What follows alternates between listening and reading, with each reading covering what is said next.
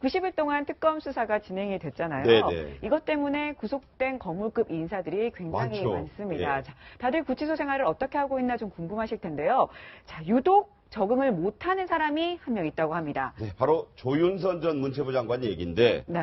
자, 이런 얘기가 지금 들렸어요. 언론에 보도됐습니다. 네, 바로 조윤선 전 장관이 구치소 입수 후에 사실상 곡기를 끊고 귤에만 의존했다. 그러니까 귤만 먹는다는 얘기죠. 체중이 크게 줄었다. 이런 얘기가 지금 들려오고 있어요. 영치금도 좀 넉넉하게 넣어줬다고 하고 남편인 박모 변호사가 늘 저기 한다는데 왜 저렇게 귤만 먹는다고 보십니까?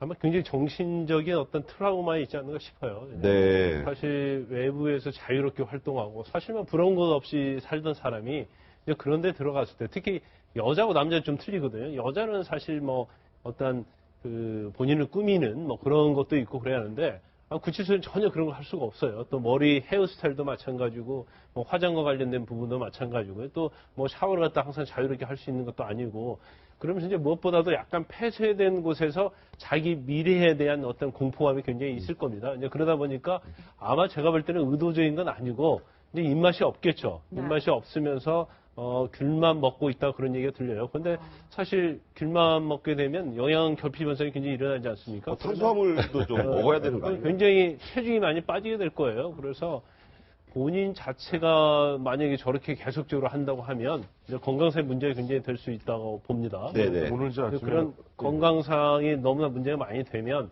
결국 뭐 병과 관련해서 이제 보석 신청도 병보석도 가능하지 않겠어요? 있는데 근데 영치금 뭐 넣어준 돈이 상당히 많은데 그것도 다 썼다고 하는 걸 봐서는 어디 갔습니까? 아마 일부러 안 먹는다 이런 게 가능한 추론이겠죠. 뭐 그럴 수도 있지만 그건 이제 단정적인 얘기할 수 없고 네. 아마 영치금 자체는 본인의 어떤 뭐 옷이 그 안에서 오는 수위 있잖아요. 그런 것들은 질이 좋은 거랄지 또 다른 데는 쓸 수 있겠죠. 뭐. 네네. 영치금 떨어지면 계속 보충해 주니까 그 큰 문제는 아닌데 예. 문제는 그 월간지에 이제 뭐 월간지 어제 그저께 나온 월간지 그렇죠, 나오지 그렇죠. 않았어요. 근데 제가 들었던 얘기하고는 조금 배치되는 측면이 있어요. 어떤 보면 겁니까? 처음에 보면은 그 조윤선 그 안에서 지금 제일 잘 버티는 사람은 의외로 김기춘 실장이랍니다. 아, 김기춘 전 실장은 너 나이도 많은데.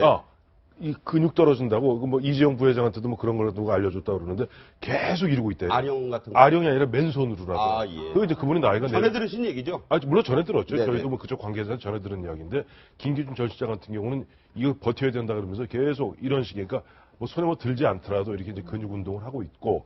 근데 조윤선 전 장관 같은 경우는 초기에는 개 스트레스를 받아고 무지하게 뭘 많이 먹었대요. 아, 처음에는 폭식을 좀 했다. 네, 그래서 또 들으신 얘기지만. 그래서 물론 네. 저도 뭐 그쪽 관계자 등등을 통해서 들었는데 굉장히 살이 많이 쪘다가 그 다음에 보면 하는데 문제는 뭐냐니까 그 부군 남편이 변호사 아닙니까? 그래서 네네. 상당 기간을 갖다가 아마 유명 로펌의 변호사. 로펌 변호사가 아마 부인을 위해서 아마 흔히 해서 그 보면 변호인 접견은 보면은 시간에 제한이 없습니다. 아, 네. 그러니까 우리 일반인들이 면회를 가게 되면은 뭐 일일 1회 뭐 1회에 3명 들어가고 뭐 한 번에 10분 뭐 특별 면회의 경우는 조금 다릅니다만 그러나 변호사 접견 같은 경우는 무한대로 할 수 있거든요. 네네.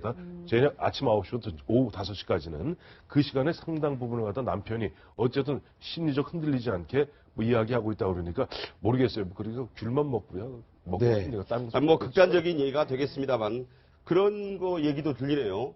네, 지금 조윤선 전 장관 같은 경우에는 어쨌든 입소 초기에 약간 좀 감박 증상 같은 것도 보였다 이런 얘기가 들려요. 그러니까 가장 많이 한 말이 지금 몇 시예요? 이 얘기를 처음에는 5분마다 옆에 물어봤다 그래요. 그러니까 이제 시간의 흐름에 대해서 이제 저런 그 어떤 밀폐된 공간에 있다 보니까 네네. 감각적으로 좀 이제 그 무뎌질 수도 있는 거고 그 이제 시간의 흐름이 어떻게 되는지를 좀 확인하는 그런 건데 사실 우리도 과거에도 그런 거 봤지만요. 그 남자도 이렇게 그 고위 권력에 있었던 사람이라든가 뭐 재벌 총수라든가 첫 번째 감옥에 갔을 때는 그나마 어떻게 견디고 나왔는데 두 번째 구속돼 갖고 그 수감되는 과정에서 막 자해 소동 일어나고 이런 것들이 많지 않습니까? 그러니까 특히나 좀 이렇게 약간 특별한 뭐 신데렐라급 그 생활을 했던 분들에게는 굉장히 저기 그냥 그만큼 힘든 거죠. 그러니까 막 자해 어떤 욕구가 일어날 정도로 힘든 거니까. 네. 뭐 좀 인간적으로 뭐 충분히 이해가 됩니다. 지금 몇 시에 하는 것은 네네. 시간이 너무 안 가기 때문에 물어보는 거예요. 접견 경험이 많이 있으시잖아요. 그렇죠. 그러니까 해보시는 경험. 시간이 너무 안 가니까 빨리 좀 가서 어떻게든 재판도 받고 빨리빨리 하는데 지금 뭐 자기가 볼 때는 한 5분이 뭐 몇 시간처럼 느껴지는 거거든요. 네네. 그래서 이제 그런 부분이다 보고 아까 우리 신 교수께서 말씀하신 것처럼 뭐 조인선 전 장관은 좀 다른 부분인데 우리가 생각할 때는 교도소를 굉장히 밥 먹듯이 들락거리는 사람은 교도소 생활 잘할 것 같죠. 그런데 그렇지 않다. 교도소를 한번 갔다 온 사람은요, 교도소 가는 걸 뭐 처음보다도 엄청나게 두려워합니다. 예, 그리고 한번 경험이 있어서. 그렇죠. 그래서 일단 또 들어가고 나면 처음 들어갔을 때 비해서 그냥 하루라도 한 시간이라도 빨리 나오기 위해서 뭐 어떻게 보면 발버둥을 친다고 할까? 그래서 굉장히 막 변호사한테 그냥 애걸복걸 하죠. 근데 그런 것처럼 구치소 안에서는 뭐 다르게 놀 것이 있는 것도 아니고 또 굉장히 시간이 안 가기 때문에 더구나 빨리 나오고 싶은 심정, 또 너무 시간이 안 가기 때문에 어떤 거기에 강박 증세를 좀 보이고 있는 것으로 보여요. 네.